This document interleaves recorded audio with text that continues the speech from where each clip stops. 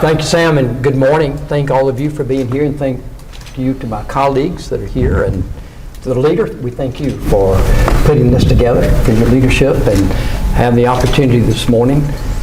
We'll continue to put South Carolinians first. We've been very fortunate with our competitiveness, making sure that the cost to our citizens and the capacity. We've got a lot of issues to discuss this morning, but we appreciate you taking time to be here as we continue to focus on public safety, education, capacity with whether it's infrastructure, whether it's energy, workforce.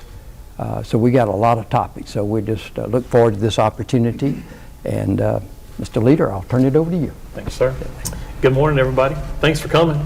Glad we were able to get this going, and so thanks to everybody who's helped put this together. I know Sam did a lot of work to do that, so Sam, thanks for that, and I know the ETV folks really helped out with this too. But this is a much better setting than a drab conference room in the block building, right? So, but this is great. I'm glad we're able to do it.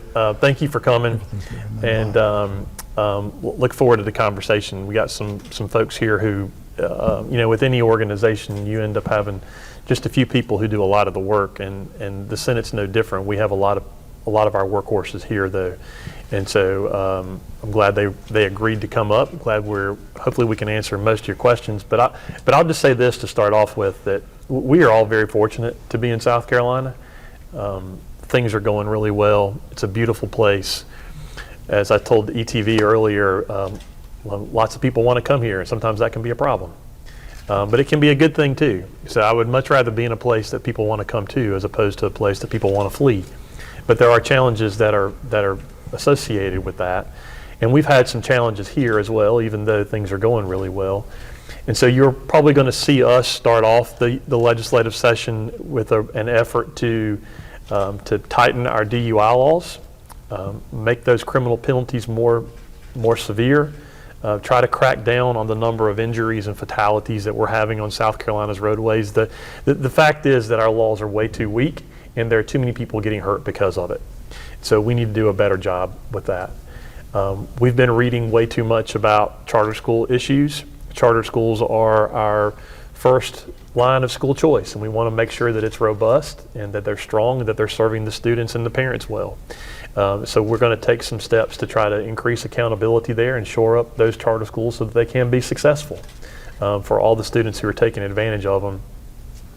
And then you're going to see us deal with some regulatory issues, try to reform some of our regulatory practices to ensure that those regulations that are out there are responsive to citizens' needs, and that the agencies who are utilizing those regulations are doing it in a way that is consistent with serving the constituents.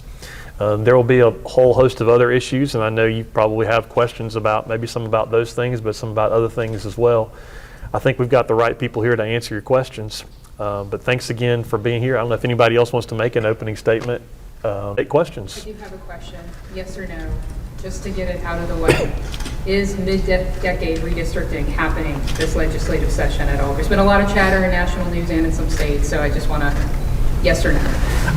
I think it's unlikely, because South Carolina did its job. I mean, we did our job on that. We spent a lot of time on the redistricting effort right after the census came out. We had a very spirited debate here on this floor. Many of you may remember this in early 2022. A number of the amendments that are being proposed now were amendments that were talked about on the floor. Senator Harpootlian would have liked a lot of this conversation. But we have, because of our population growth, we have 7 congressional seats in South Carolina. The breakdown right now is 6-1. Doesn't mean that it always has to be 6-1. Those can be competitive, especially the 1st district. We knew the 1st was going to be competitive. It still is. But we're at 6-1 right now, and I think if you get too cute with this, that it could very easily go to 5-2 or 4-3.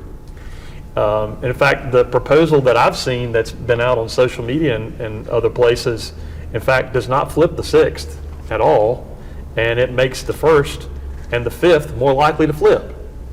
So, I've said this before. I mean, I'm not opposed to more Republicans, but I'm opposed to fewer. And I think the proposals that are out there are more likely to do damage to us than harm. But look, we spent a lot of time on this. We think we've done our job. Ours is the only redistricting plan in the country that has been approved by the U.S. Supreme Court. We just, a few months ago, received approval from the South Carolina Supreme Court. We also, in that opinion, received a warning from the South Carolina Supreme Court that you can go too far with this.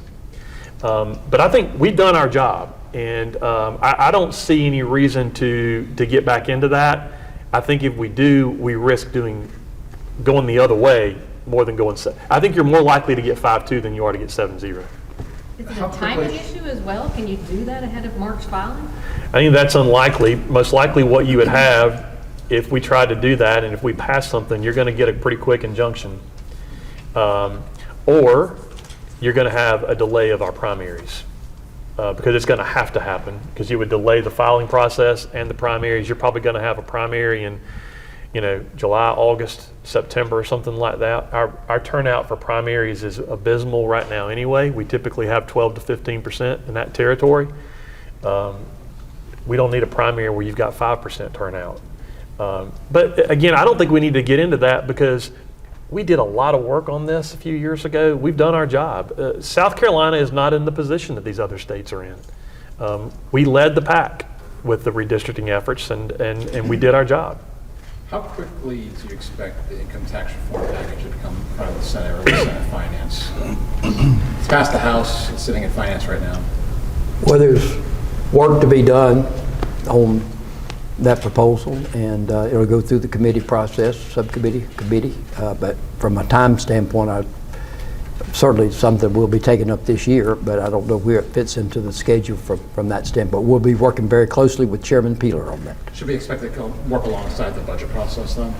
I think that'll to be determined from that standpoint. May predate the budget process. Senator Bennett, you've talked a lot about holistic Have I? looking at taxes, which has obviously not really been done perhaps in quite some time, definitely not in my time covering the legislature. Yeah. As you all do look at income taxes, if that is the plan this year, I mean, do you believe that it needs to be paired with conversations about property tax, sales tax? I know that came up in an earlier discussion. And does that need to be part of whatever package does wind up coming out of the legislature this year?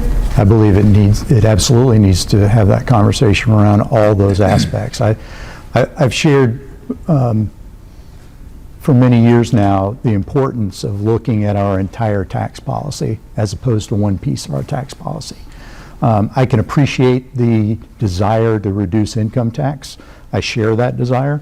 I can even appreciate the desire to eliminate income tax. But the reality is that if you eliminate income tax, you're really only benefiting less than half of the taxpayers of South Carolina by that proposal. Now, I guess the good news of that would be that, well, if you do that, you're eliminating having to have few people carry the tax burden. So that's the attractive part about it. I think that that's the piece that we need to pay attention to, and how do we lessen the overall tax burden of every South Carolinian, not just individual, but business as well. And you can only do that, in my opinion, through a comprehensive look at property taxes, sales taxes, income taxes, corporate taxes. You have to look at our tax policy. Our tax policy was created, over 50 years ago. It's a different economy now. It's different demographics now. It's different trends now. We've got to modernize that, and I think we have a great opportunity to do that. We've already seen some buzz from the House side about revisiting the judicial selection process. Hasn't seen too much conversation about that on the Senate side just yet, and depending on whatever happens in the House, it seems like a lot of people have already signed on to it. Is that something on y'all's radar? Is that a conversation you anticipate having this year, or do you think that one's also a little premature to dive into? Michael, you want to talk about that? I support JMSC reform. I am one of the sponsors on that bill. I think at some point that bill, if it moves from the House and gets to the Senate, it'll be something that we take up. Personally, I think it's important that we give that we don't play the role that we're currently playing. You shouldn't be on the committee that screens and then making the vote. That is my issue with the bill. But I think our caucus at some point we'll get together. We'll have a real conversation about the issue, and we'll make a decision. And then that bill, that's what you'll see on the floor. We'll get consensus within our caucus, and then we'll pass something out. If I could add to it, judicial reform is very important. What we hear from our constituents in our district is the need for also a look at magistrate reform. Right now, magistrates are nominated by the senators and appointed by the government, but I put a process in place last year. The screening committee that included the sheriff, the prosecutor, or the solicitor, the public defender, county administrator, chief magistrate, to review those candidates. Because there's over 300 magistrate judges, and if you take circuit court, appellate court, family court, and Supreme Court combined, you're looking at 120 judges. So there's almost 3 times as many magistrates. Yes, they don't sentence people to prison, but 30 days in jail or $7,500 is still impactful to our life. So how do we make sure we have the best magistrate judges on the bench too? And it's important to constituents. Is that something the GOP caucus is willing to take up? I mean, that conversation obviously came up a couple of years ago. We saw the governor make some moves on it, but we didn't see anything in this change. Yeah, I don't know that we're opposed to taking it up. I mean, I guess the question is, what do you take up? I mean, to Senator Rickenbaugh's point, I mean, the magistrates are the people that's the first judges that most of South Carolinians interact with. And so having good quality judges in those positions is important. Now, it's difficult depending on where you are in the state too, right? I mean, it's, if you're in Horry, you've got a bigger pool of people to pull from. You're going to have more opportunities to get some well-trained lawyers in those positions, where if you're in Saluda, it's a completely different scenario. But I know this is something that the Chief Justice is really talking about a good bit as well. I've had conversations with him. I know others have had conversations with him too. I don't think there's an opposition to us having a conversation or taking something up. The question is, what do we do?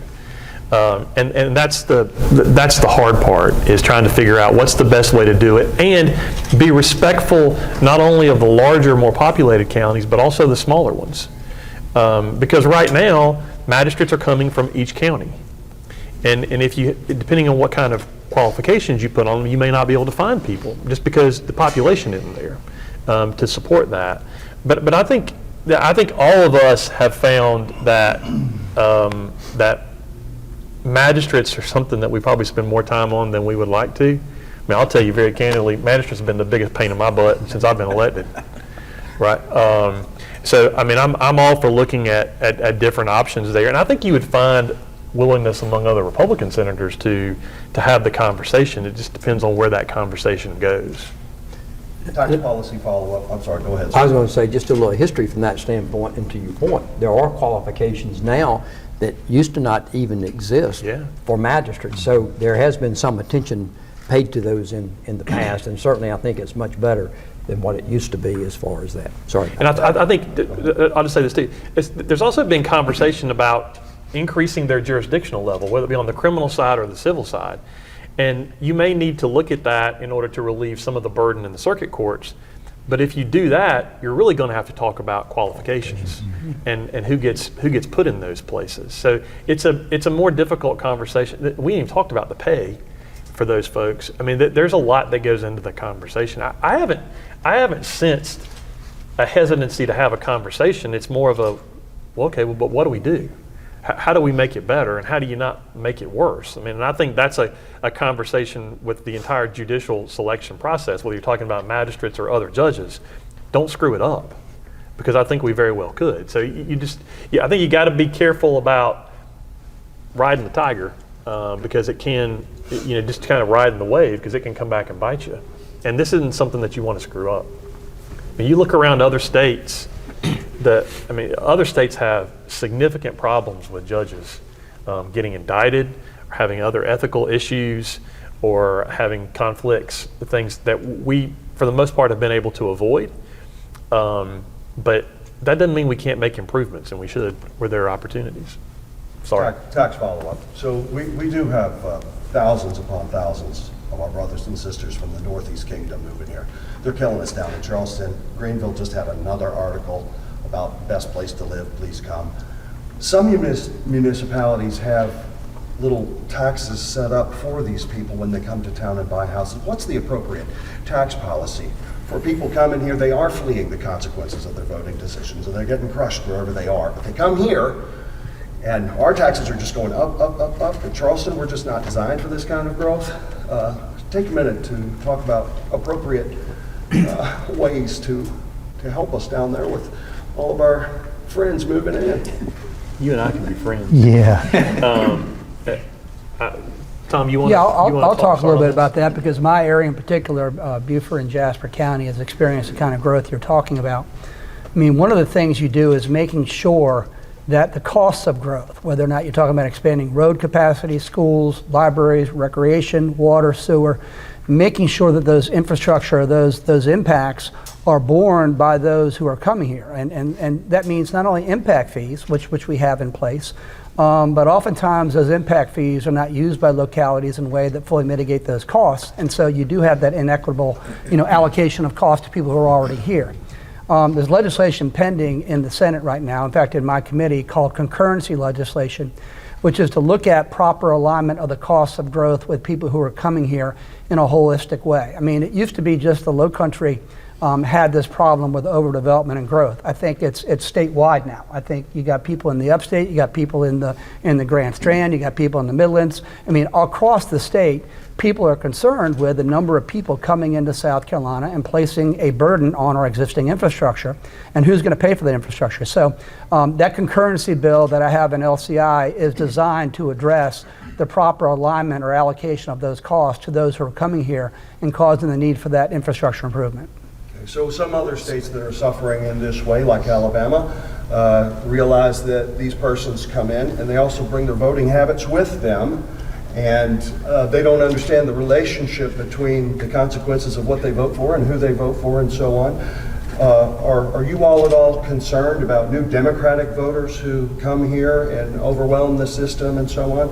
I think Alabama has some things in place to protect their state constitution and hunting privileges and other things that could be fooled with by such persons. Well, I think what you do as a party and as a Republican Party, and I think what we've done with the leader in charge, is put forth good public policies, put forth things that are good for South Carolinians, put forth things that our constituents want. And so if you put forth good ideas, and if you take those ideas and translate them into bills and legislation and you argue for them on the floor, I think that's how you get good public policy. I don't think you can worry about the demographics of people coming to your state. In fact, I'm not really sure what you can do about it. I mean, we're certainly not going to have somebody at the border checking to see whether or not they were registered Democrats in other states. I mean, they're going to come to South Carolina because it's a great place to live. I mean, our job as Republicans is to put forward good ideas that will then develop consensus and improve the life of South Carolinians. Although I do like the idea of putting somebody at the border asking for those things. Build the wall. Build the wall. Violence. But before we get, that's an important issue. But before you get to that, let me say this to you. This is something that you're probably going to see us talking a little bit more about this year and maybe even going forward, because we're hearing about this all over the state. As Senator Davis said, this used to be a conversation along the coast or in some of those faster growing areas where the water is. Now it's more than that. Now Senator Rickenbaugh is hearing about it in Florence, and I'm hearing about it in Edgefield, right? And then up in Walhalla and Oconee County as well. This has become a statewide concern, and people are talking about it. We're hearing constituents talk about this issue, and they're expressing frustration in many respects. A lot of it is traffic, right? A lot of it is what's the cost. There are other issues, however. I mean, you mentioned some. I mean, I'm not as much concerned about voting patterns because I think we have the right ideas, and I think ultimately we bring people in. But I'm a Southern boy too, and I am concerned about culture. And so I think that factors in to a lot of the stuff. But I think these are conversations that the public is having and that we're going to have as well to figure out some of these things. You know, I don't know that the state has really had much of a role already. We've allowed the locals to make these decisions for the most part. But candidly, y'all, I don't know how you build anything else in Mount Pleasant.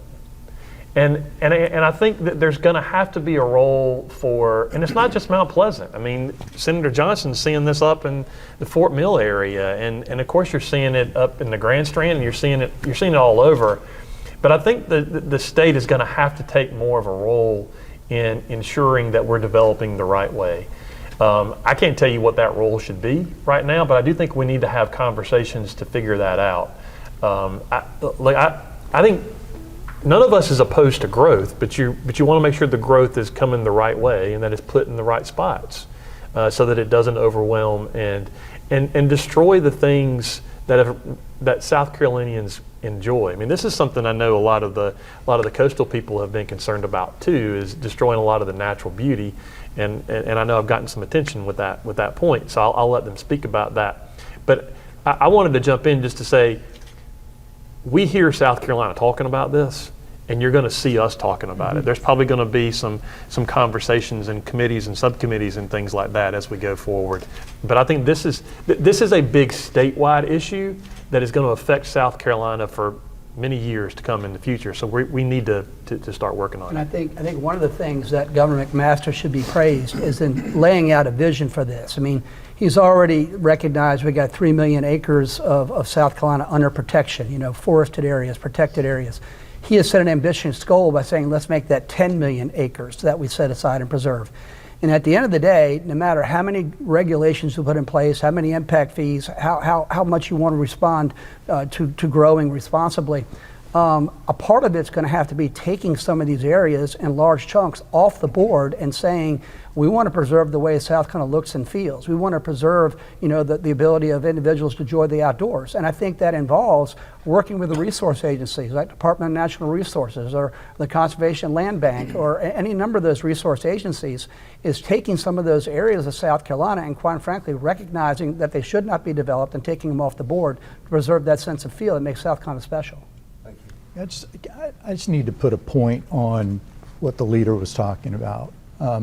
We certainly feel these issues in Dorchester County with the growth. And the point that needs to be made is that over the last, I can't speak for my colleagues, but certainly over the last, say, 2 years, I have been receiving many more requests, demands from constituents to do something about growth at the state level, as he pointed out, because they feel as though the county and the municipal governments either weren't doing their job or had trouble doing their job, right? And that's a different paradigm for us. And to the leader's point, if local communities in a much smaller geographic area that know exactly what's in their borders are having trouble figuring out how to manage the growth, just imagine how difficult it's going to be at the state level to make broad policy decisions.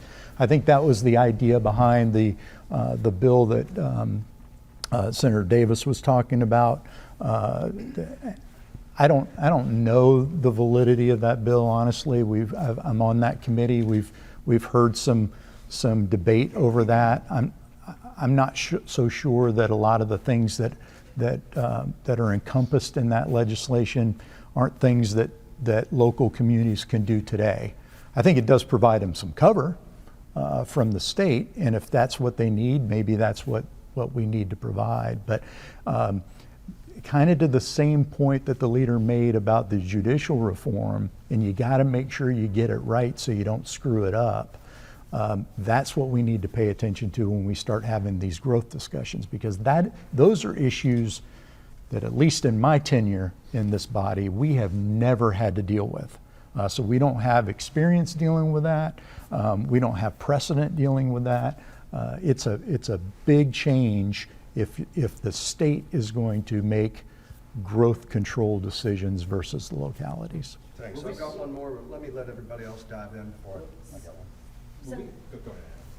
Senator Davis, this is primarily a question for you, but also all the senators. President Trump recently signed an executive order to reclassify marijuana. And I know medical marijuana has been a huge topic in the state for a couple of years. So, Senator Davis, are you considering filing another medical marijuana bill? And B, does it change any of your minds on where you originally stood on the issue? There's a bill pending that I filed that essentially mirrors the bill that we had passed twice in the Senate already and sent over to the House. Requires there to be a physician diagnosis on the front end, requires a pharmacist to dispense the marijuana as medicine on the back end, has very strict labeling requirements so that it can be, there's informed consent by the patient as to what they're taking. So I think what changes the dynamics a little bit is if the federal government does reschedule it to a Schedule III drug. I know a lot of people in the House in particular, but some people in the Senate, had some concerns about the state authorizing the use of a substance as medicine that was characterized as Schedule I by the federal government. They didn't like the disconnect there between federal regulations and state policy being in conflict. So I think at the margins it may change the minds of a few if it's rescheduled to Schedule III, which of course recognizes that it has medicinal purposes. I think at this point in time, since we've gone ahead and we've passed it in the Senate a couple of times, I'm looking for some signals in the House as to whether or not if we send something over there, have the dynamics change politically, have the dynamics change legally, have the concerns that they've had in regard to this legislation been mitigated by the rescheduling? Would it be mitigated by rescheduling? So I've been in discussions with the Speaker, also with the chairman of the 3M committee, Celeste Davis, to see whether or not those changes would make it more likely that the House would move a bill if it were passed by the Senate. But again, we've only got a certain number of days in the Senate and a certain amount of time to take up bills. We've passed medical marijuana twice in the Senate, a very conservative bill in my opinion, and the House hasn't even taken it up and given it a vote on the floor. So I think in large measure whether or not it moves this session depends upon what signals we receive from the House. Senator Hembry, you've been rather quiet, so here's a question for you. Can you tell us... Rather quiet for me? Well, hey everybody, welcome back. Only 54 legislative days left, just to let you know. The Education Chair, what are the most glaring issues that you see facing charter schools right now? And talking about the fact that this is going to be a priority, what specifics should we be looking for as far as what legislation will... Well, you know, we've got the Charter School Accountability Act that's been on the calendar since last year. For quite, it moved pretty fast. It had gotten to the calendar, a similar bill had gotten to the calendar 2 years before. So this is really the fourth year on this project. It's been carefully vetted through the committee process. A lot of committee, you remember, a lot of committee work, a lot of debate on that bill. And we knew, and of course back then we're kind of predicting, we see some weaknesses here that could lead to problems, the hopping and shopping, and now we have an authorizer issue. Some of the authorizer issues, we didn't have any real oversight of the authorizers, which was necessary. A lot of transparency questions, a lot of conflict questions that we needed to address. We've addressed those in this bill. Then you had the Legislative Audit Council that looked at Erskine. They raised some concerns. I've met with them about their report. They said we were looking at y'all's bill as kind of side by side as we were doing the report, and kind of going, well, this bill would fix this problem, this bill would fix that problem. And we've come up with about a half a dozen amendments that are mostly small-ish that contemplate the Legislative Audit Council report. So it's in a good position to move this year. I'm hopeful that it will. I think the caucus recognizes it's a problem. This is now an issue. It's sort of bubbled to the top. Before we were a little bit ahead of it. Now it's bubbled to the top. Of course, limestone closing has helped to bring some attention to that, and then some other kind of ancillary issues to that. So, yeah, I think we're poised to take it up. I think we'll take it up pretty early in the session. I expect there to be some lively debate. There are going to be schools out there. There'll be schools, that's been one of the issues. There are schools that don't want it. I mean, they want to be able, if they're failing, to figure out a backdoor way, to move to another authorizer or use some other method to avoid being closed or being held accountable. I mean, that's fundamentally the biggest problem we're trying to fix. We can fix that, and but there'll be pushback from some special interests. So we've got to be prepared for that too. I don't expect it to be, just a one-day deal. I think it's going to be at least several days of debate. But and a lot of it's pretty technical. It's pretty dry stuff, but it's important stuff. So. As far as the plan for the charter school accountability, I know it had passed on second reading before the close last year. Is the plan to pick it back up right at that point and amend it on the floor, or could it return to committee for more discussion? It's not my intention. I hope we don't send it back to committee. As I said, we've been vetting this policy, the broader policy, for 4 years now. And the Legislative Audit Council found a couple, like I say, they're relatively small things, and why not? Let's go ahead and include those. I think we can do that on the floor and not force it back to committee. I just think that would be, quite frankly, it's just putting the problem off another year or two, because this is the end of the second year of the term, the 2-year term. So if it doesn't get done this year, we start all over come January next year, and here we go again. So I'm hopeful we can get it through. So that's not my strategy, but then I'm one of 46, so others may feel differently when we get there. One issue that wasn't really addressed much in the LAC audit was, because it happened so recently, was that the Ethics Commission had kind of determined that IHE authorizers of that are run by private colleges are not, their employees and their board members are not subject to the Ethics Act, which raises some questions about a variety of things. And I know that's not currently part of the. That will be part of the bill. Mm-hmm. Okay. Yeah, that's one of the we were concerned about, and there was some question about freedom of information as well. And Erskine was they provided the information and they were very forthcoming, but they kept saying. They've said several times, we're not sure we have to do this. We're getting legal opinions we don't have to do it, but we're doing it anyway. Well, good. You made a good decision, because had they made another decision, it would have been an entirely different response from the General Assembly. So I think they made, and I give them credit. I think they made the right decision. But if there's any question like that, we need to clean that up, and that's easy to do. That's part of the amendment. Will we see any move to restore $1,000 a month for in-district expenses for lawmakers? Yes. How quickly will we see it? Well, we're going to pass a hat right now with all of you.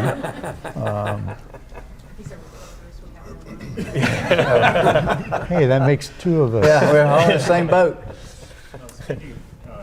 Places with a lot of money, data centers, that's been a bit of a more politically salient topic as of late. I know Senator Davis has a bill. Was curious, one, whether we'll see any immediate action on that this year, and what sort of industry dialogue you guys have been hearing so far on that.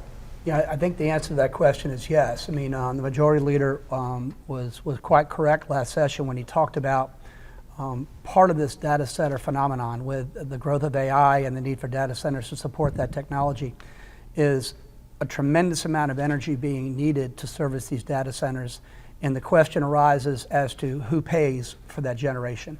I think there'll be some discussion in the General Assembly about aligning the cost of that new generation with these hyperscalers or large users that are causing that demand. So I think there's going to be that component.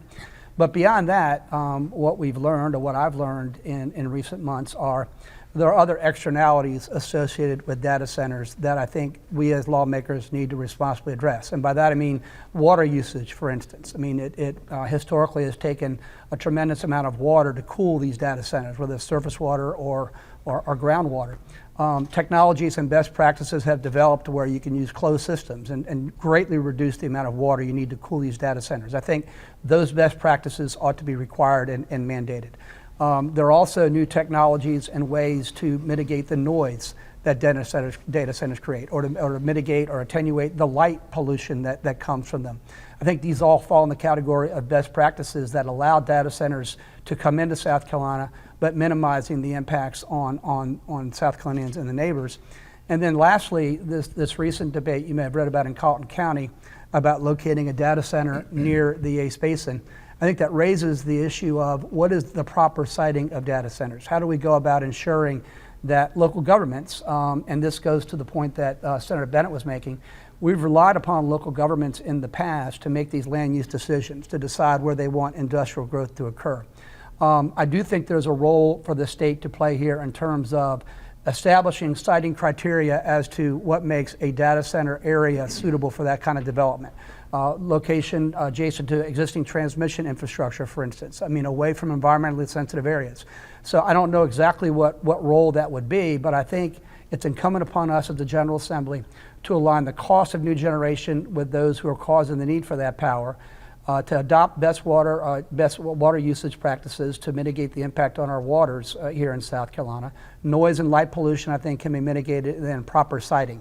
I think all those things, I think there's broad consensus. Now, there's going to be some disagreement at the margins, and the devil's in the details.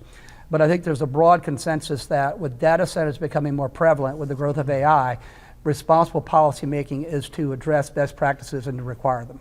And there's been some industry utility dialogue too about water usage and electric usage. We've already had the state's two largest utilities, Dominion and Santee Cooper, say on the record that ratepayers aren't going to be on the hook for the cost of these AI centers. There's also been some pushback from industry that the water use is not particularly what people in the press or critics of data centers say what it is. Are you satisfied with those explanations? Well, I think that there needs to be a proper reporting of data, so all the data is out there in terms of how are these costs allocated, what is the water usage. I mean, certainly information is power. But I think that we've seen data centers, we've seen states respond. We don't need to reinvent the wheel. We know how to adopt best practices to mitigate these externalities. And so I don't think, that these things ought to be objectionable. These are things, and quite frankly, I was having a conversation with the CEO of DC Blocks, which is a great, manufacturer of data centers. And they say, look, we love these new, water-saving closed systems. We like these noise attenuation. We want to be good neighbors. So I don't necessarily see this as being something you've got to shove down their throats. I think they want to be good neighbors, but I think it's incumbent upon us as policymakers of the General Assembly to assure these best practices are followed. And I'm not quite certain how it turns out in legislation yet, but I do think there's a proper role for the state to play here to say, this is what we want the policy to be in regard to the allocation of new generation costs. This is the policy in regard to minimizing the amount of water, surface water and groundwater you use. This is what we want you to do to mitigate noise and light pollution. And these are the criteria we want you to follow when you site these data centers, because these are the things you're hearing about from constituents, okay? They see the impacts of these data centers. And so I think it's responsible for us to put legislation forward to address that. And I do think that it's good that the two utilities that you mentioned have proactively said they're not going to transfer. And that's the type of leadership that we need. We just going to need to codify that to make sure, because I don't think any of us want our residential customers to be paying for those data centers. There's other opportunities. They're going to be making a profit from that standpoint, and they're going to be needed. As the chairman said, as we deal with AI and things of that nature, as we utilize other things, and it becomes really a potential for national security as well too, of making sure that we have AI here within our own borders. These data centers, once they're built, they hardly employ anyone. You mentioned national security and profit. A lot of these companies are not based in South Carolina or have much of a footprint in South Carolina. What is the why should we roll out, find a way to make this easier or possible for them to build these things in South Carolina? Well, the national security implications, if you look at what the State Department has said, is primarily in regard to AI, which is the byproduct and the technology that data centers rely upon. So what the federal government has said is they would like the federal government to regulate AI at the federal level so that there's 50 states that have to comply. But they have specifically left it to the states in regard to the data centers, the infrastructure necessary to have AI, for them to regulate at the state level. So I think, there is no inconsistency with the national security implications and us as a state regulating data centers. Now, in terms of economic impact on South Carolina, you're right, that relatively few workers, okay? But you're also talking about data centers that can be $500 million to $1 billion to generate or to build. So you're talking about a substantial source of property tax revenues to often very poor counties that don't have economic development, with Allendale or Barnwell or counties of that nature. So there's a tremendous economic impact in regard to property taxes, notwithstanding the relatively few employees.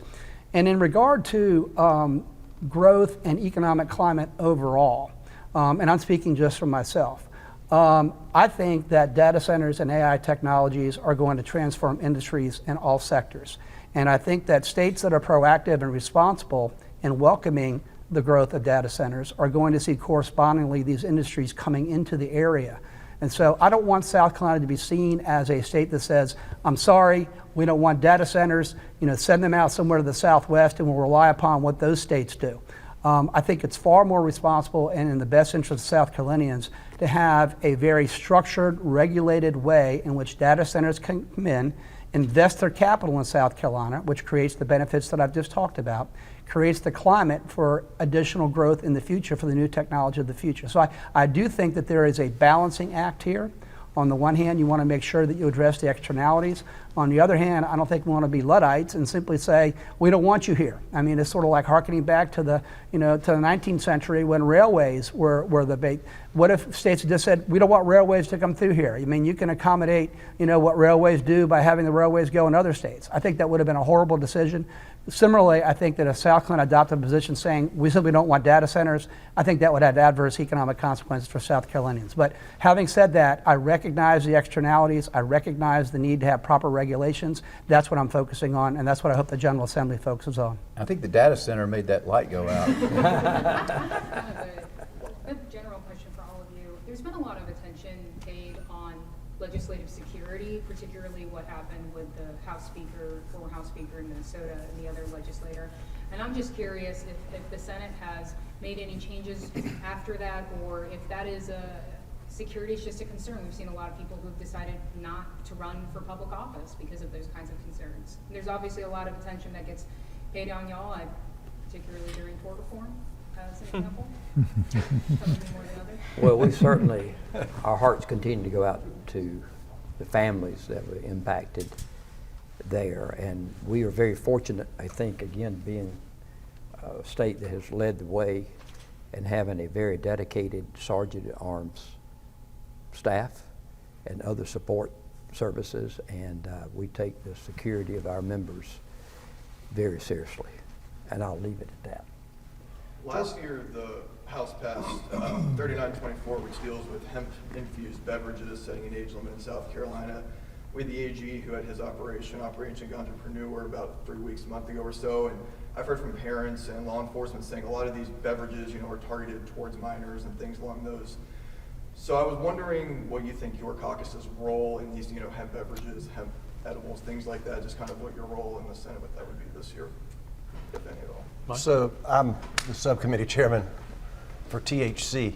It's a strange thing to say. Is that what they put, Tom? I'm going to be careful how I say it. We've been studying this now for about 3 months.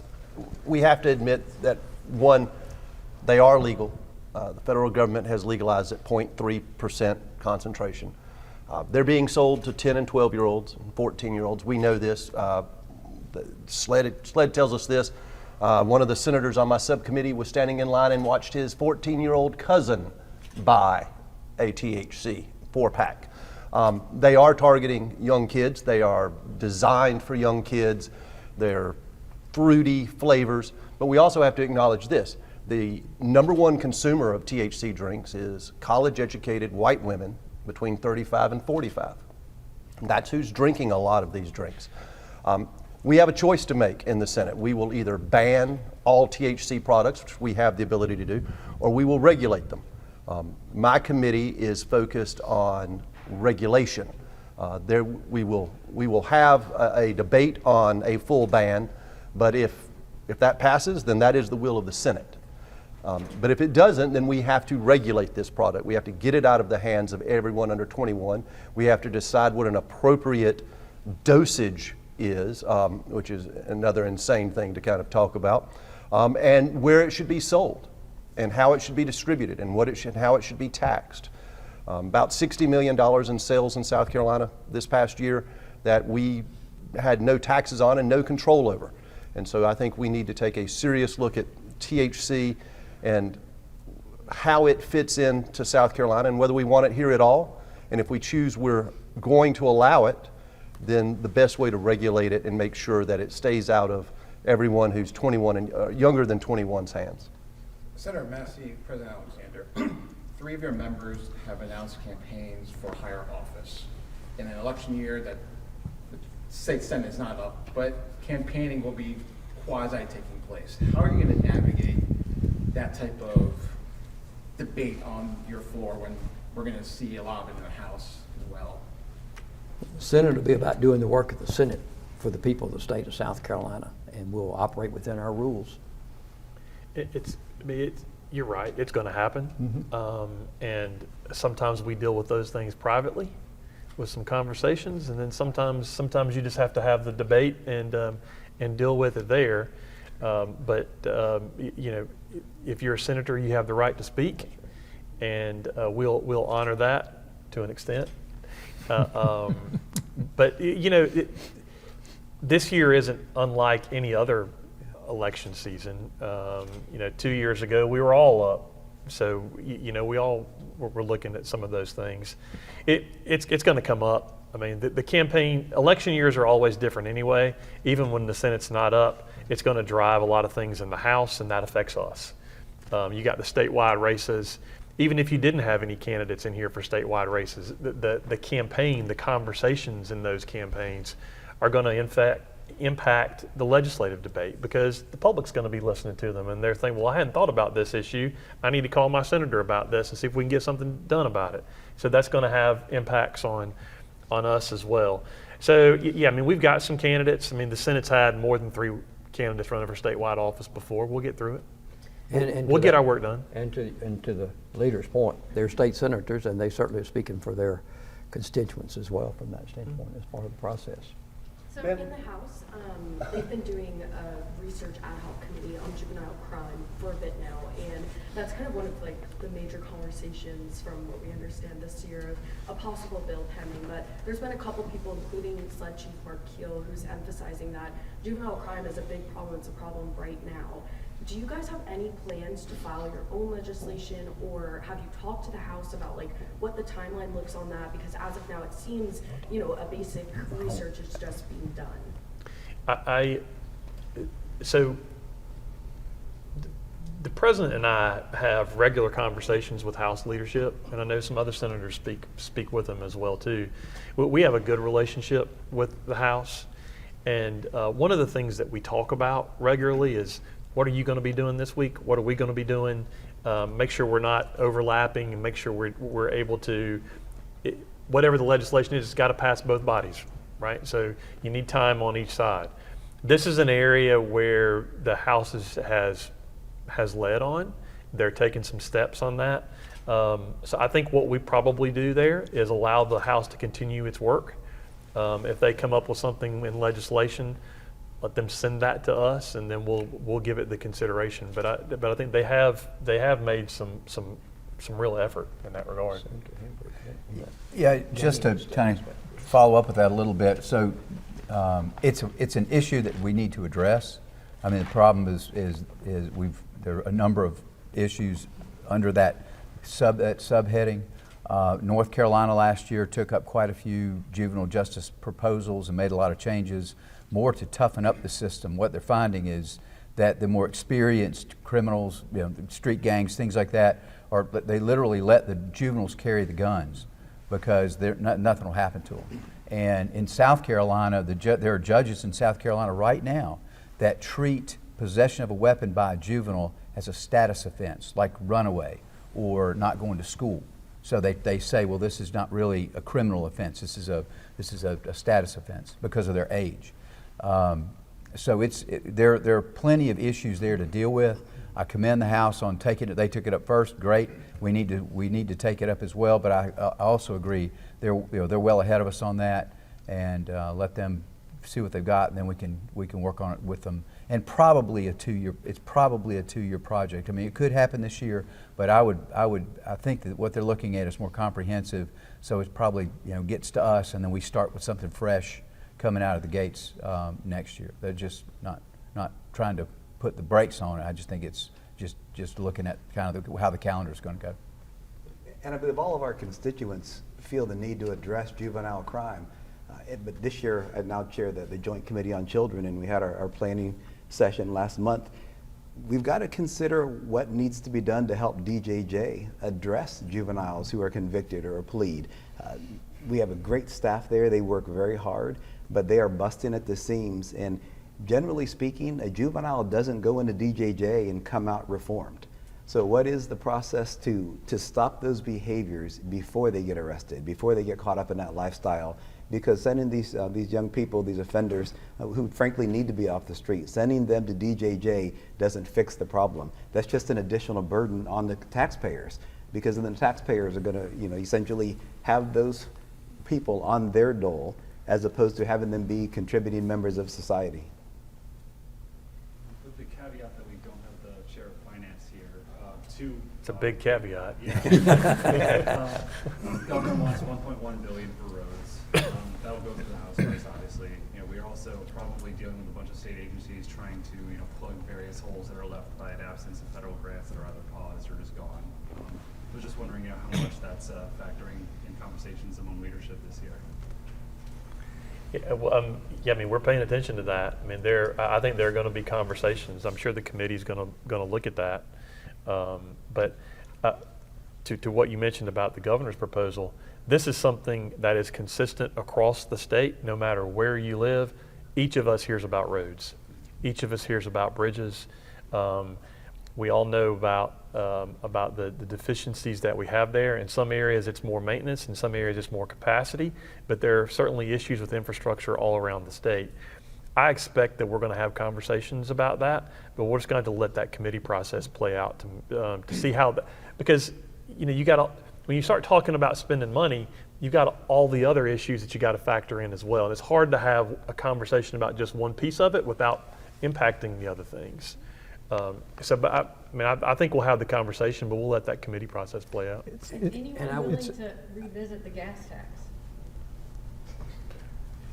Tom, how you feeling today? Senator Davis, I know you fought that. Well, I will say this, and again, that battle back then, if you remember, was, in my opinion, more about DOT structure and how they went about setting priorities and the disconnect between DOT policy and civ policy. And a lot of those things, to the senator's credit, because we did a lot of work on that, were ironed out. So those structural concerns that existed back when I stood in opposition to the increase in the gas tax, those structural problems have been addressed. But to get to the point that was raised earlier about what is the Senate Finance Chairman, what are his priorities are going to be, and I agree that he'll be the one to speak to that. But you can look at recent history, and we've had one-time money, substantial one-time money. We've had substantial recurring dollars. And you can look at the budgets that the finance chairman has put together. They focus pretty much on three things. One, first and foremost, nobody's going to out-tax cut Harvey Peeler. Okay, so he's going to try to get as much of that money back to the taxpayers as possible, and you're going to see a continuation of that. But having said that, he is also focused on taking one-time money and recurring money and putting it into roads and bridges to supplement the gas tax. So if passed as prelude, I think you're going to see a sympathetic ear in the finance chairman to what the governor's proposing in terms of, okay, we have this much money and one-time money, this much extra recurring revenues. In terms of priorities, if history is any guide, I think that you are going to see the finance chairman looking at roads and bridges as being a proper use of that money. And I was going to emphasize that as well, that past history and what we've been able to do is expedite some of those projects. So it's putting money into those needs in the communities across the state of South Carolina. So I think it's been a good investment of getting these projects done in a more timely manner than you would see otherwise from that standpoint. I think it's also important to say whether we commit $500 million, $1 billion, or $100 billion, at the end of the day, you've got to get those dollars to the roads in an efficient way and get the roads built or repaired. And to Senator Davis's point, a lot of the restructuring, I know the secretary now is looking at different methods that we do for whether it's from procurement or how we bid projects. We've talked a lot about whether or not South Carolina takes over the NEPA permitting, which I am told, I'm not an engineer, but I am told will fast track a lot of projects. Doesn't change the environmental requirements, just allows us to be in more control. So it's those things, it's having the contractors in place, is getting.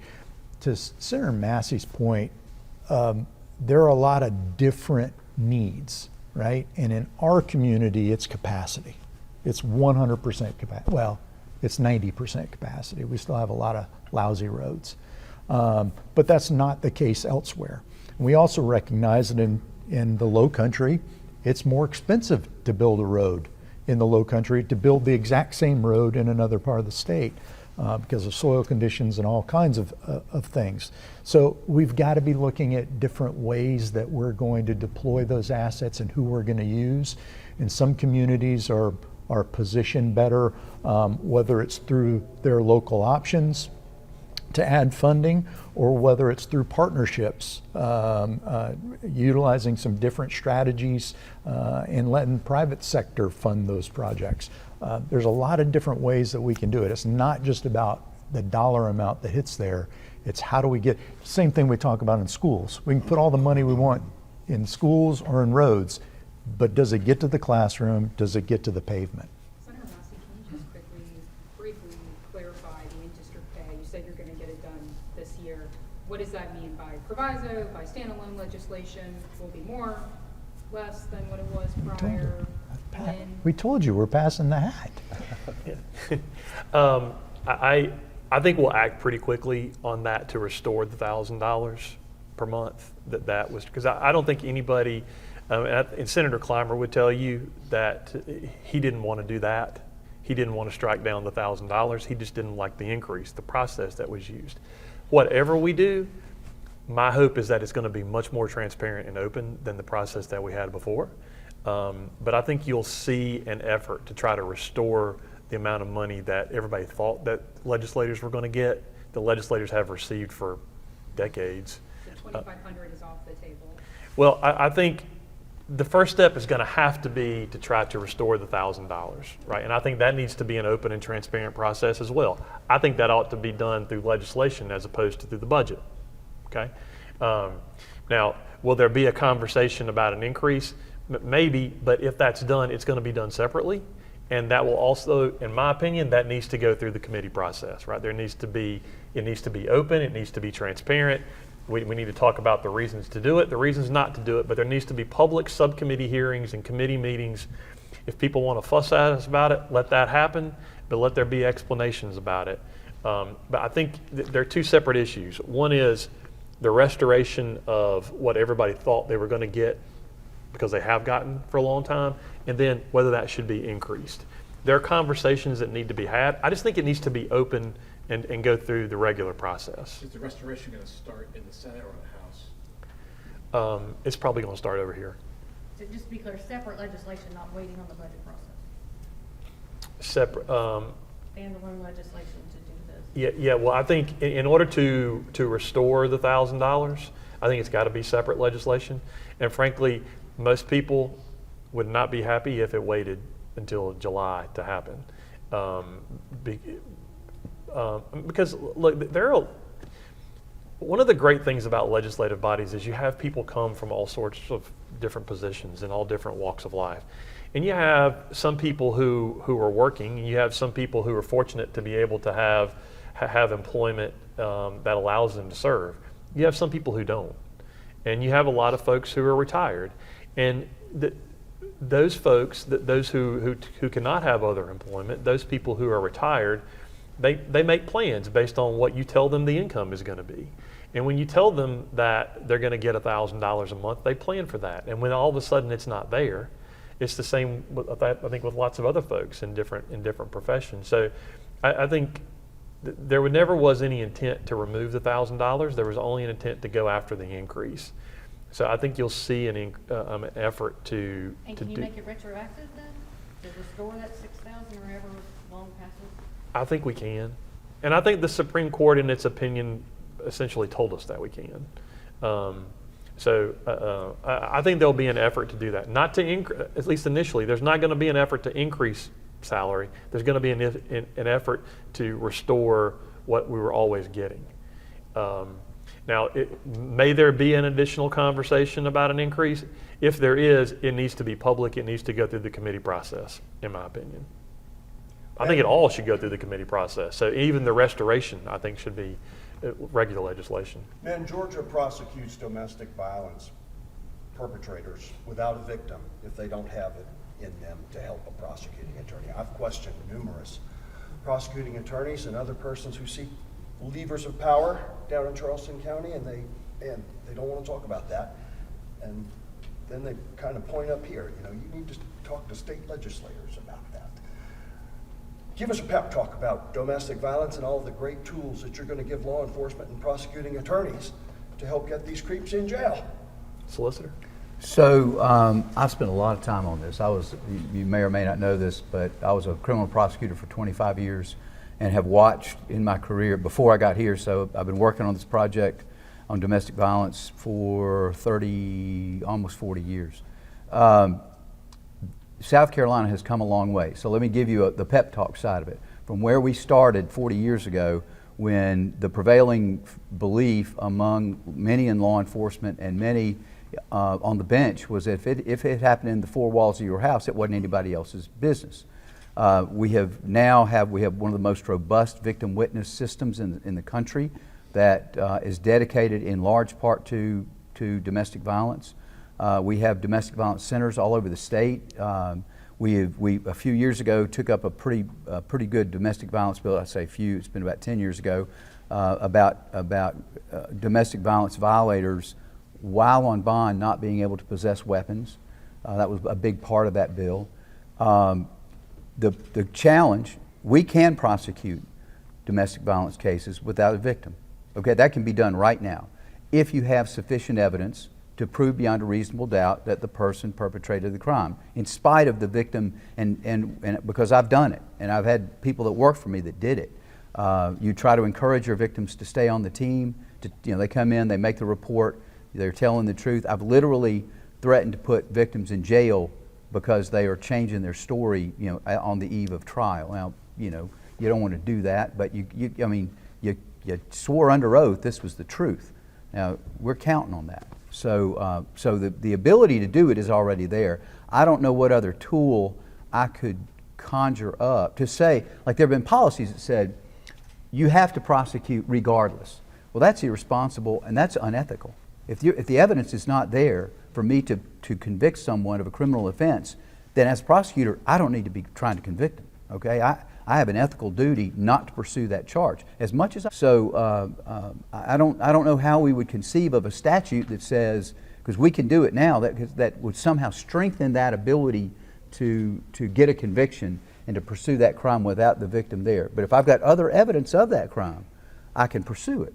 But if my victim is just not going to testify, and there's really not, I can threaten them, but I can't make them testify. In most cases, frequently they're married. More cases than not, and so they've got the absolute right not to testify against their spouse. So that's another issue. They have that immunity, and that's a long-standing policy in common law and in statutory law. So I think are there things we could do? Sure, but what are those things you can do? I think you could put more effort into the domestic violence centers. I was real involved in one that when we started in Georgetown and Horry County many years ago. We based it on a California model that was very successful in San Francisco. And it's really to provide kind of wraparound services to the victims to keep them on the team, if you want to think of it that way, to keep them engaged in the process and supportive of this, the justice that we're all trying to get to. That model works, and it's worthwhile. But it takes the right people and it takes money to do it. And they exist in South Carolina, but it's not a large scale statewide system. As far as just changing a statute to make it easier, the level of evidence easier in some way, I don't know that I would monkey around too much in that space. But one thing we can do, we can have more domestic violence centers. What else? We could. What else? More support for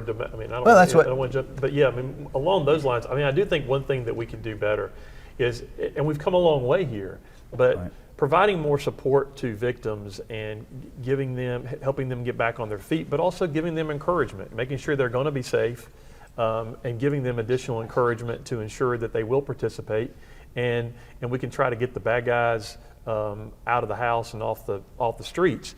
You run into lots of different issues here too, because in most of the cases the victims are women, and too many of the cases they're married. And in too many of those cases, they're reliant on the men for income. And so then they're concerned about, well, what am I going to do? But we can't have people, especially in intimate relationships where there's more of a trust level, you can't have people hurting other people in situations like that.